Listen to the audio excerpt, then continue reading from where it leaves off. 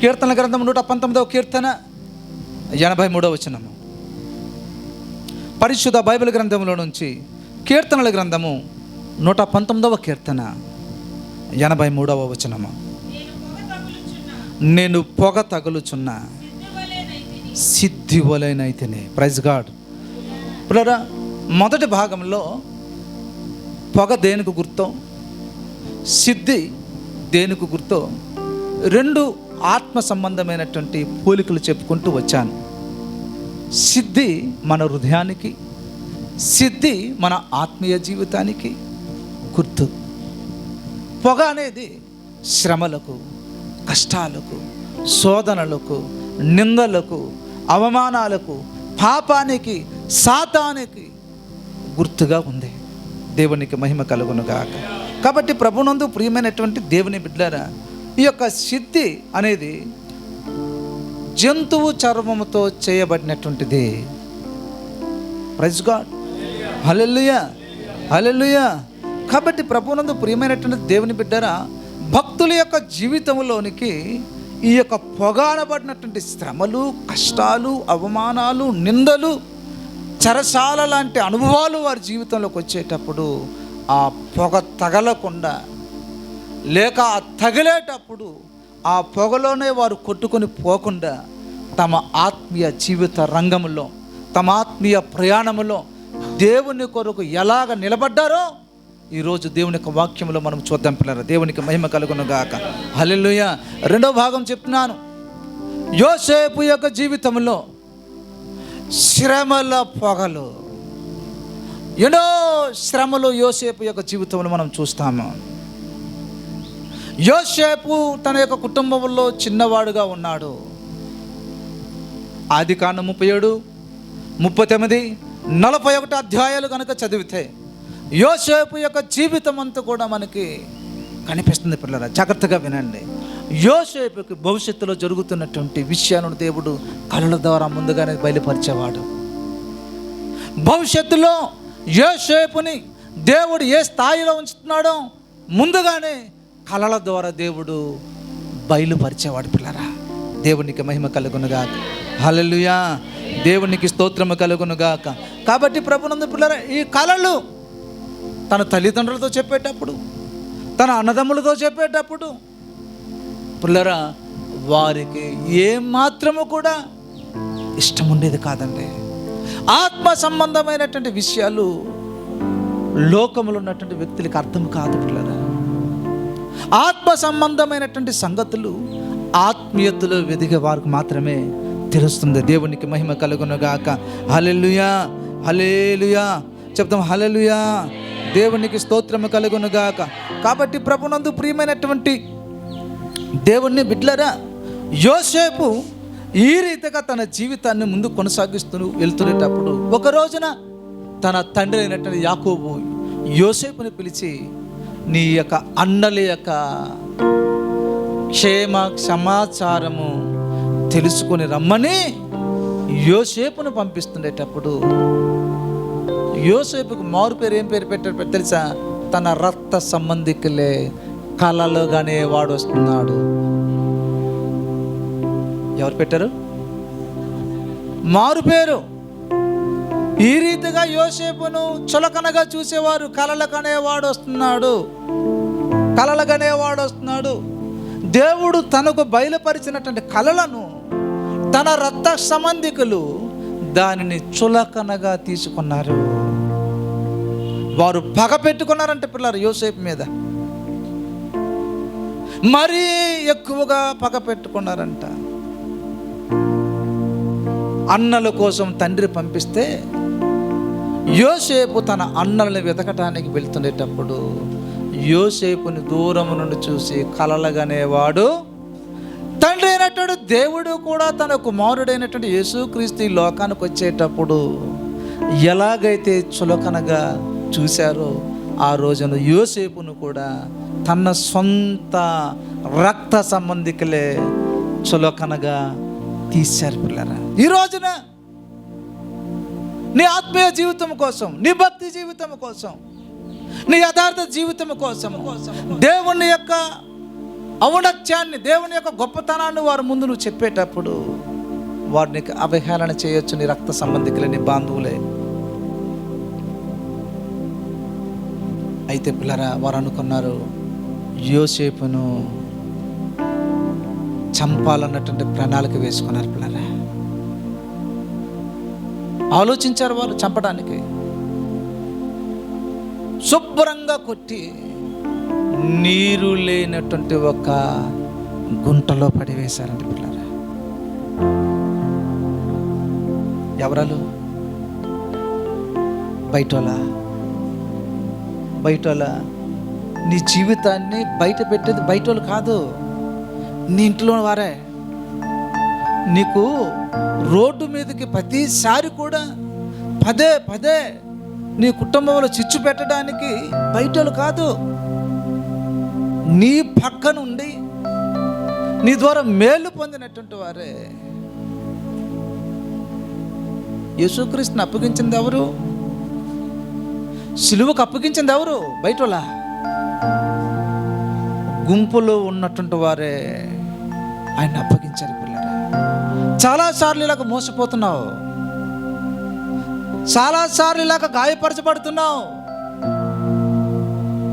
యోసేపుకి నీరు లేనటువంటి ఆ గుంటలో పడేశారు, బావిలో పడేశారు. ఎంత కృంగిపోయి ఉండొచ్చు పిల్లరా. వారి మాటలకి, వారు కొట్టినటువంటి దెబ్బలకి, నా అన్నలైనా ఇలా చేస్తున్నాడు. యవ్వన ప్రాయంలో ప్రవేశించినటువంటి ఆ యోసేపును సొంత అన్నలే కొట్టేసి విడవబడినటువంటి స్థితిలోకి వెళ్ళిపోయాడు, కొట్టబడినటువంటి స్థితిలోకి వెళ్ళిపోయాడు, ఒంటరి అయిపోయాడు, ఏకాకైపోయాడు. అక్కడ దేవునికి మొరపెట్టి ఉండొచ్చు పిల్లరా. యోసేపు దేవునికి మహిమ కలుగును గాక. ఆ అన్నలలో నుండి ఒకడు ప్రేరేపించబడి ఐగుప్తుకు వెళ్తున్నటువంటి వ్యాపారస్తులు, ఆ వ్యాపారస్తులను యోసేపును అమ్మేద్దాం అని ఒకడు, తన సహోదరులు ఒకడు ప్రేరేపించబడితే అన్నల చేత పరాయి దేశానికి బానిసగా అమ్మబడినటువంటి యోసేపు. ఇది పొగ కాదా? యోసేపు యొక్క జీవితం మీదకి వచ్చినటువంటి భయంకరమైనటువంటి పొగది. పొగ అంటే, నేను పొగ తగిలిన సిద్ధినంటే, సిద్ధి మన జీవితానికి, మన హృదయానికి, మన భక్తి జీవితానికి గుర్తు. యోసేపును ఆ బావిలో నుంచి బయటికి తీసేసి తన వస్త్రాలు ఊడదీసేసి, ఈ రోజున డబ్బు కోసం ఏదైనా చేయటానికి దిగజారిపోతున్నారండి.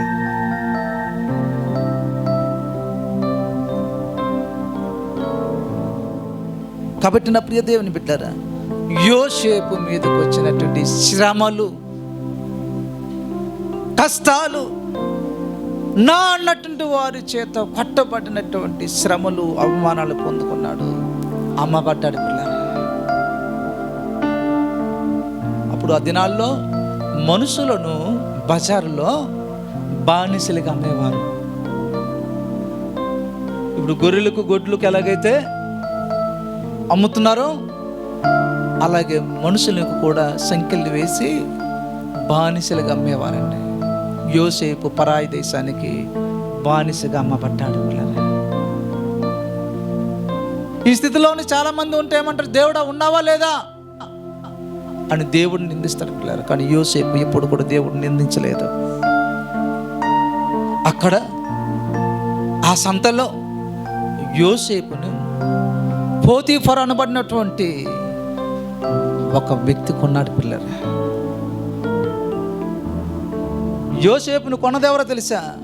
పోతీఫర్ కొన్నాడు. ఆ పోతీఫర్ ఇంటి దగ్గర బానిస పని చేయాలి అని, ఆ పనిలో తనకు అప్పగించబడినటువంటి పనిలో నమ్మకంగా పనిచేస్తున్నాడు. అక్కడ ఆ ఇంటి యజమానురాలు యోసేపు మీద కన్నేసిందండి.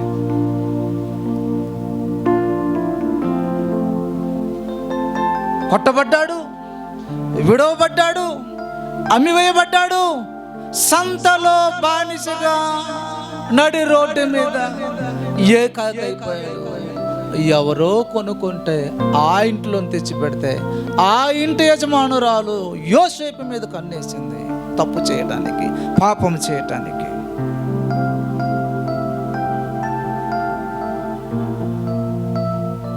నాకు సర్వము కూడా నా ఇంటి యజమానుడు అప్పగించాడు, నిన్ను మాత్రం నన్ను అప్పగించలేడు, నీతో నేను చేయలేనని పారిపోయేటప్పుడు నన్ను బలవంతం చేయటానికి లోనకు వచ్చాడని ఆవిడ కేకలేస్తే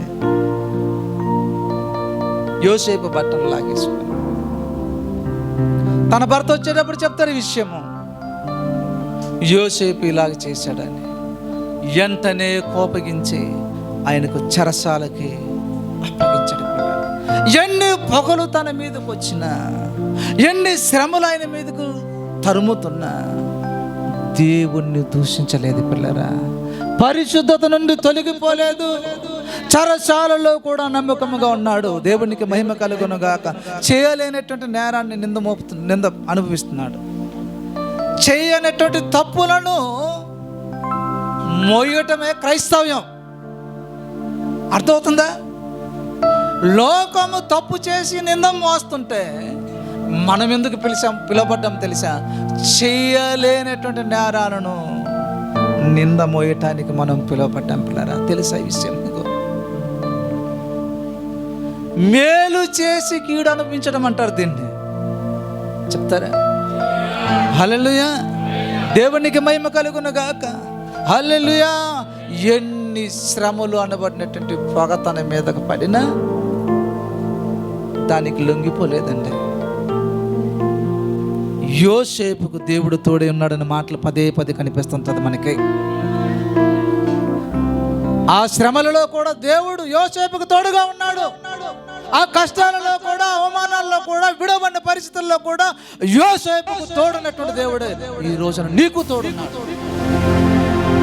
దేవుడు తోడుంటే రానివ్వండి, ఎన్ని శ్రమలు రానివ్వండి, ఎన్ని కష్టాలు రానివ్వండి. ఆ పరిస్థితుల్లో యోసేపు ఉన్నటువంటి చెరసాలలో రాజద్రోహము కింద ఇద్దరు వ్యక్తులు శిక్షించబడతారు, చెరసాలలో వేయబడ్డారు.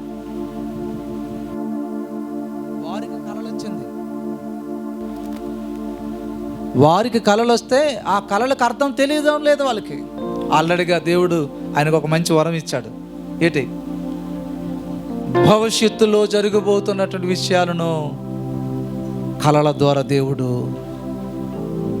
ప్రైజ్ గాడ్, హల్లెలూయా, వారి యొక్క ఇద్దరి యొక్క కలల భావాలు చెప్తాడు ఈయన.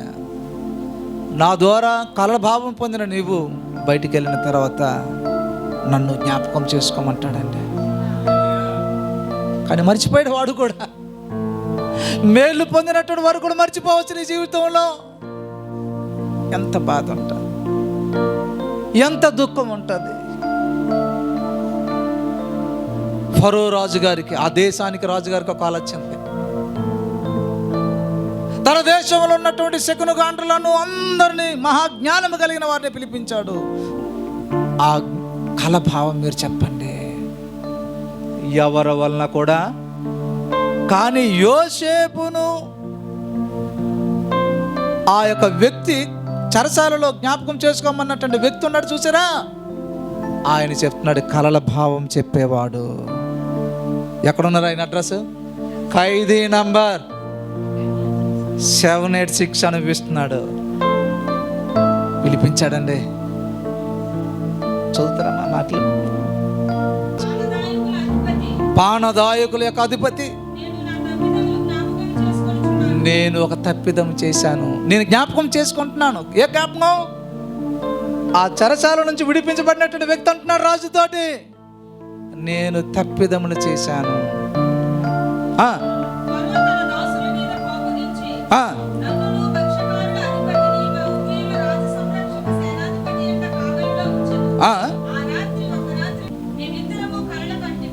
కలల కంటిమి.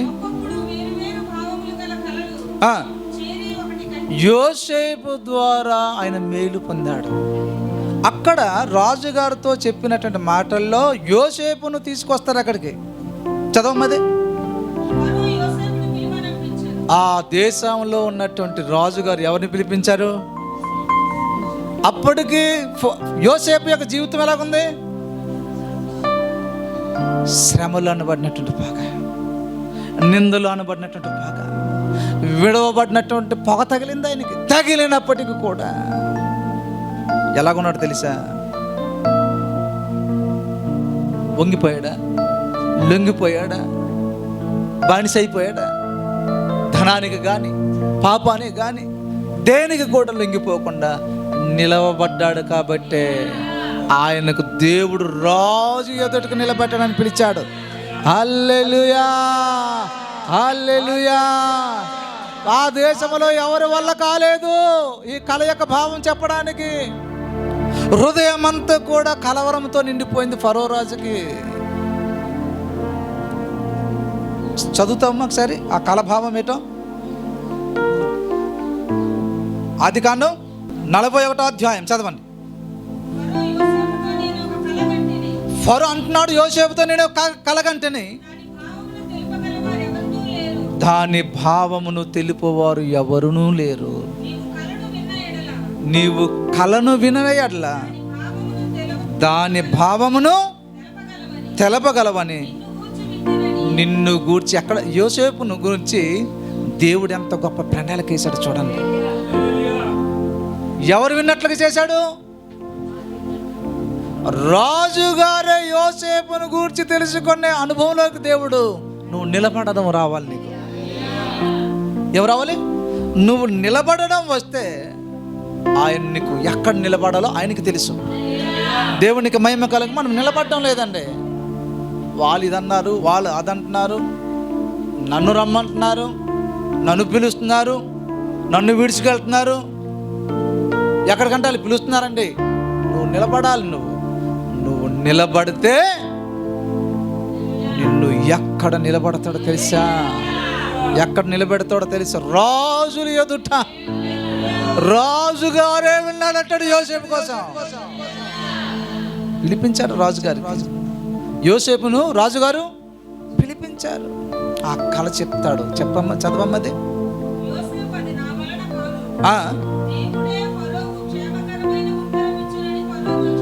దేవునికి మహిమ కలుగును గాక. మనమైతే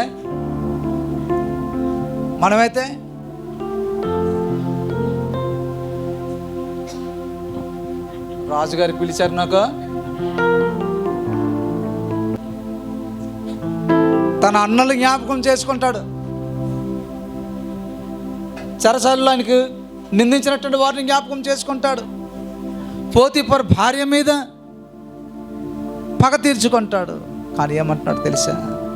నాకు అన్నీ తెలిసిన లేదండి, అది నా వల్ల కాదు.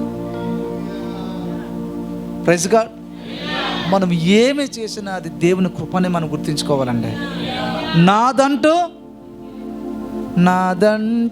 లోకాన ఏమీ లేదయ్యా, ఒకవేళ ఉందంటే నీవిచ్చినదేనయ్యా. ఏమి లేదు. యోసేపు ఏమంటున్నాడు? నా వలన కాదు. పిల్లలు అక్కడ చదవండి ఆ మాటలు. ఫరోకు వచ్చినటువంటి కళ చదవండి ఆ మాటలు.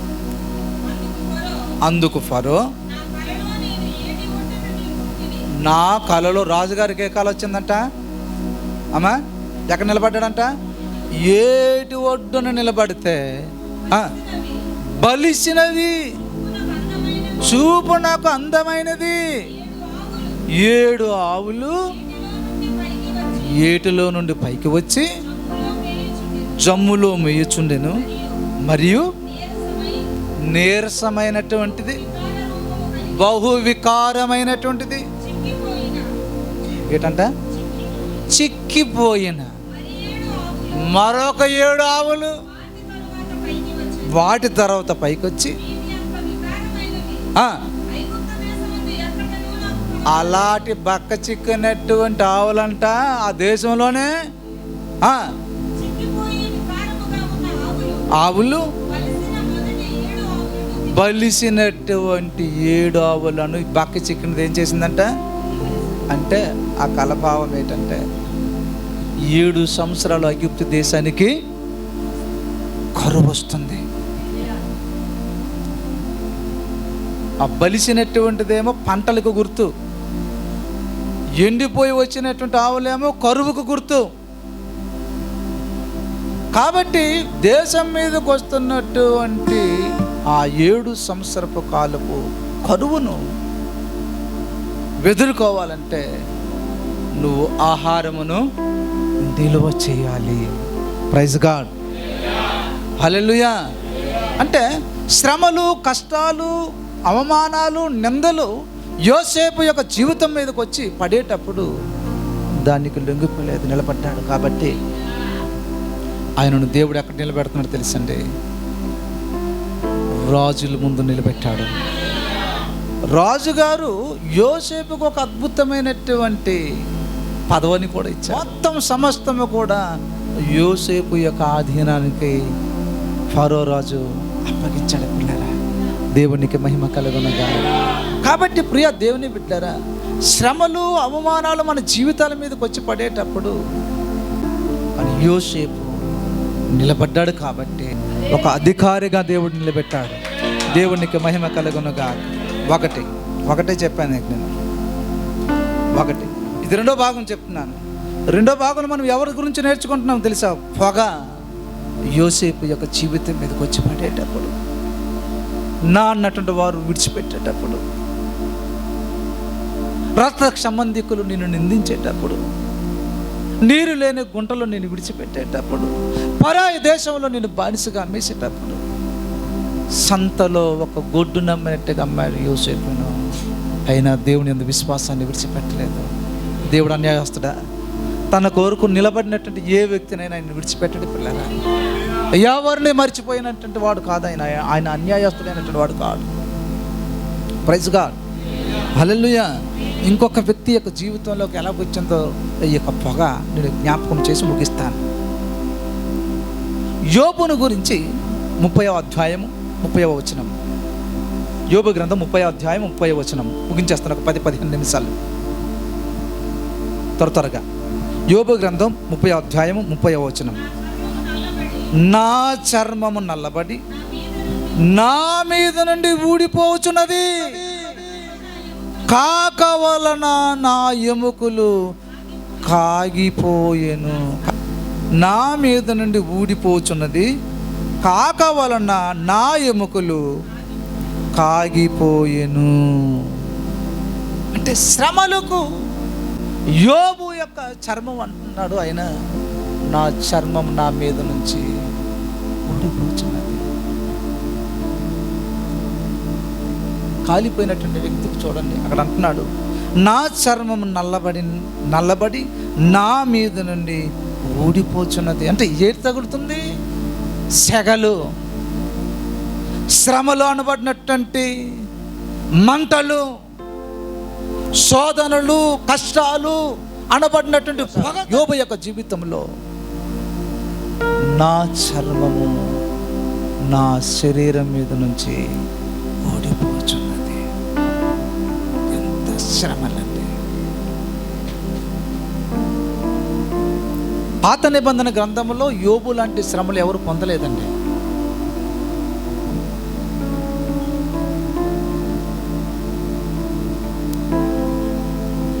ఆనాడు యోబులా బ్రతకాలనుకుంటున్నాను. శ్రమ వచ్చిన, బాధ వచ్చిన, హింస వచ్చిన. యోబుకి ఎటువంటి శ్రమలు వచ్చిందో తెలుసా? దేవుడు అన్నాడు, సాతానుతో అన్నాడు ఒక రోజున, నా సేవకుడైనటువంటి యోబుని గురించి ఆలోచించావా? చూడండి, ఒక భక్తుడి కోసం దేవుడు జ్ఞాపకం చేసుకొని సాతానుడితో మాట్లాడుతున్నాడు. Praise God. అయితే పిల్లరా, నువ్వు ఆయన యొక్క ఆస్తి చుట్టూ, తన సరిహద్దుల చుట్టూ నువ్వు కంచేసావు కాబట్టి ఆయన భయభక్తులు కలిగి ఉన్నాడు. ఆ కంచెని గనక నువ్వు తొలగిస్తే ఆయన నిన్ను దూషిస్తాడు, నిన్ను విడిచిపెడతాడని యోబు అనుభవించినటువంటి శ్రమలు, ఆ కంచి తీసేసిన తర్వాత 10 మంది సంతానం చనిపోతారండి ఒకసారి.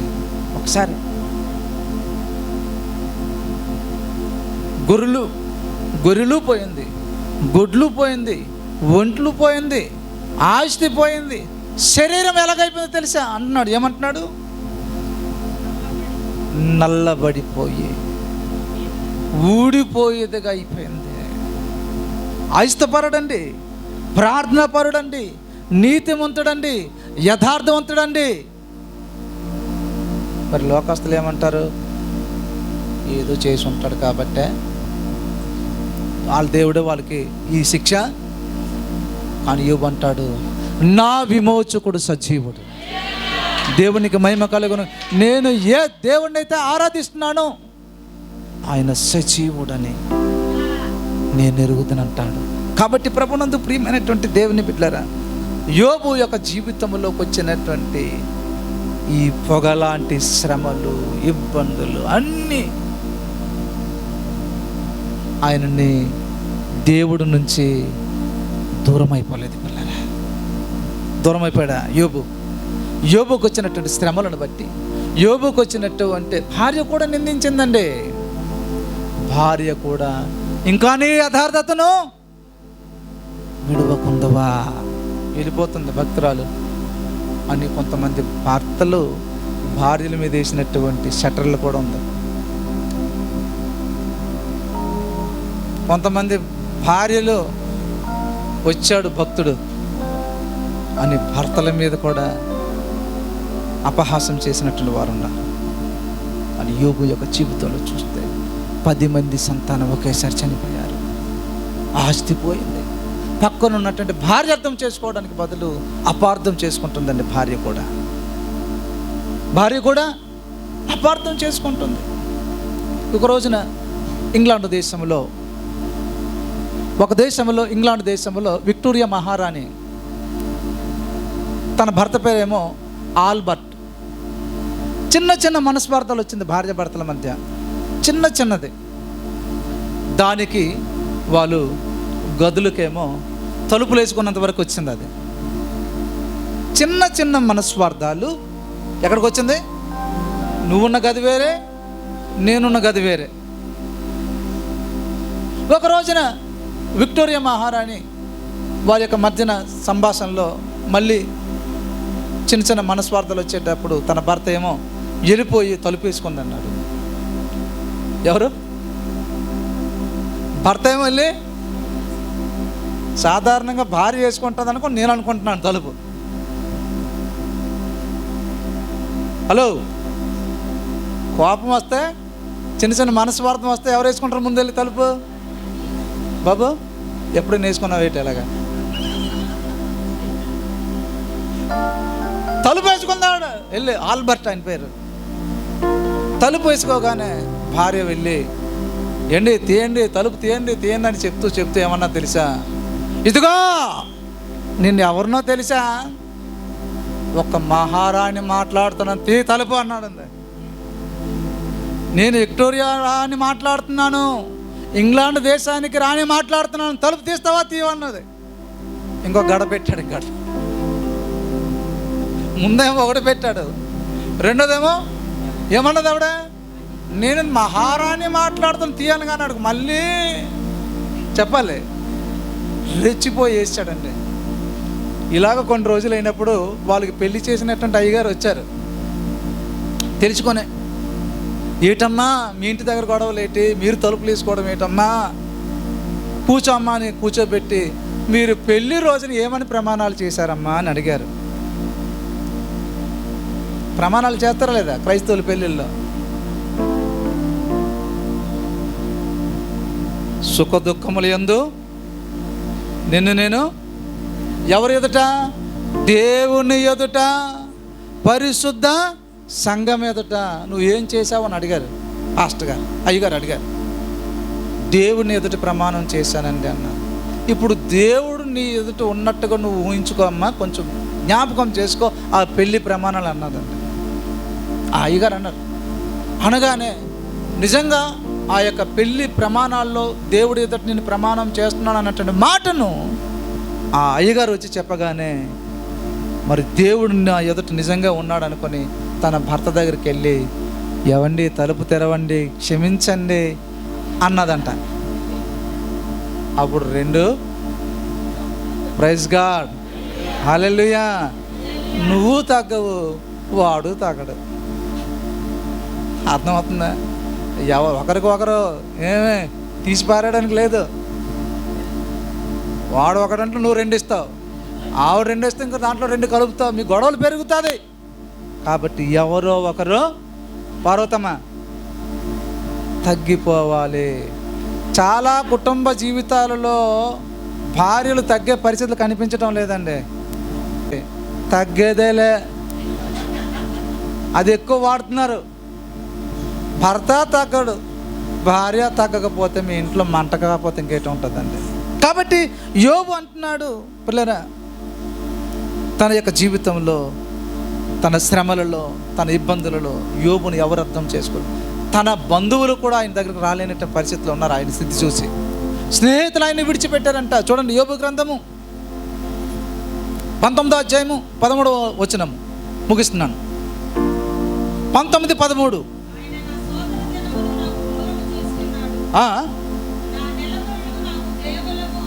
నా నెలవరలు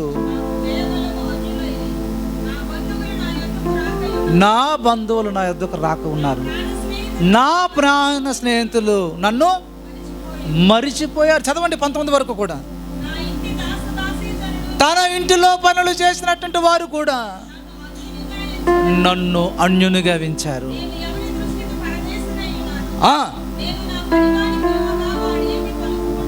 ఒకప్పుడు పని చేసినటువంటి వారిని పిలిస్తే పరిగెత్తుకొని వచ్చినటువంటి వారు ఇప్పుడు పని చేసినటువంటి వారిని పిలిస్తే పలకకుండా ఉన్నారు. నేను వారికి బ్రతిమాలవలసి వచ్చింది. నిజంగా ఇది కాదా? అవునా కాదా? నువ్వు పిలిస్తే ఈరోజు నీ దగ్గర వాళ్ళు ఎవరో వచ్చి అప్పడుగుతారేమని అనుకొని, అప్పడుగుతారు నీ దగ్గర, నువ్వు అప్పడుగుతావేమని అనుకొని నువ్వు పిలిచినా పలకకుండా చాలామంది వెళ్ళిపోతున్నారంటే వినిపించక కాదు, వాళ్ళు నువ్వు ఏదో వాళ్ళకి పని చెప్తావని. కాబట్టి యోబు జీవితంలో వీటన్నిటిని ఎదుర్కొన్నాడు, శ్రమలను ఎదుర్కొన్నాడు. శరీరంను కుళ్ళిపోయినటువంటి పరిస్థితికి వచ్చింది, అయినప్పటికీ నిలబడ్డారు. పిల్లరా, ప్రైజ్ ది లార్డ్, హల్లెలూయా. దేవుడు యోబుకి ఏమిచ్చాడు తెలుసా? 2 అంతల ఆశీర్వాదం ఇచ్చాడు. 2 అంతల ఆశీర్వాదం ఇచ్చాడు. ఎప్పుడో తెలుసా? తన మీదకి వచ్చినటువంటి శ్రమలకు, కష్టాలకు, నిందలకు, అవమానాలకు అన్నిటినీ జయించుకొని ప్రభువులో నిలబడ్డాడు. కాబట్టి 2 అంతలైనటువంటి దీవెనలు ఇచ్చాడు. ఈ రోజున పిల్లరా, నీ పక్కన ఉన్నటువంటి నీ భార్య, నీ భక్తి జీవితం గురించి నిన్ను చులకనగా చూసిన లొంగిపోవద్దు, తగ్గు. అంతే, భక్తి జీవితంలో తగ్గు, ఆత్మీయ జీవితంలో ముందుకు వెళ్ళు. Praise God. యోబు ఎక్కడ కూడా అంటాడు, దేవుని వలన మనం మేలు పొందాము, కీడు అనుభవించడానికి తగమా అన్న మాట అంటాడు. పిల్లలు, దేవునికి మహిమ కలుగునగాక. యోబుకు తెలుసు తాను ఆరాధిస్తున్నటువంటి దేవుడు విమోచకుడని, సజీవుడని. కానీ నీకు తెలుసా? నువ్వు ఏ దేవుడి దగ్గరికి వచ్చావు నీకు తెలుసా?